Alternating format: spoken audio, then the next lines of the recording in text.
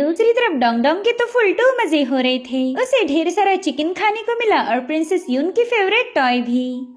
Uno से कह रही थी, देखो मेरे साथ रहोगी तो तुम्हें ढेर सारा खाना मिलेगा और खिलौने भी, लेकिन जाओचेन के रूम में रहकर तुम्हें कुछ नहीं मिलेगा। तो बताओ तुम मेरे साथ रहोगी या जाओचेन के साथ। अब डोंग डोंग जाओचेन से दूर रहना तो नहीं चाहता था, मगर खिलौने और खाने की रिश्वत को मना न कर सका। इधर जाओचेन ने पूरी रात डोंगचू सिटी को एक्सप्लोर करके उसका एक मैप बना लिया था, मगर यहाँ की लाइब्रेरी हेवीली गार्डेड होने की वजह से वो इस जगह को ठीक से एक्सप्लोर नहीं कर पाया। और तभी प्रिंसेस शियो उसका इलाज करने पहुंच जाती है। इन लोगों को यही लग रहा था कि जाओचेन की पावर्स वो खो चुका है, इसलिए शियो तुरंत ही उसे नीडल्स चुभाने लगी। बेचारे जाओचेन को ये सारी तकलीफें उठानी होगी, क्योंकि झूठ बोला है तो उसका खामियाजा भी भुगतना पड़ेगा। साथ ही शियो ने हुक्म दिया था कि जब तक जाओचेन पूरी तरह से हील नहीं होता वो यहाँ से कहीं नहीं जाएगा। अब यहाँ पर जाओचेन को कभी बर्फ जैसी चिल्ड वाटर में नहलाया जाता तो कभी बदबूदार पानी में, साथ ही साथ उसे बड़ी ही अजीब सी दवाइयाँ खानी पड़ती थी। तो ऐसा करते करते कई दिनों तक उसका इलाज चलता रहा, मगर जाओचेन पर कोई असर नहीं हुआ था,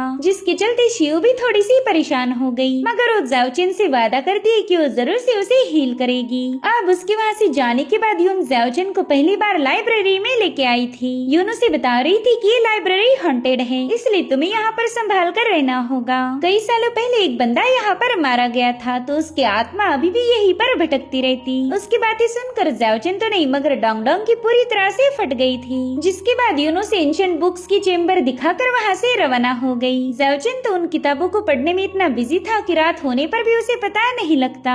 और फिर अचानक से वहाँ पर कई सारी बुक्स गिरने लगी थी, साथ ही किसी बंदे की शैडोज भी उन्हें नजर आने लगी, जो देख बेचारे डोंग डोंग को तो समझ ही नहीं आ रहा था कि वो कहाँ पर जाकर छुप जाए। और तभी वो बंदा अचानक से उनके सामने आ गया। उसका फेस इतना डरावना था कि दोनों डर के मारे वहाँ से भागने लगे।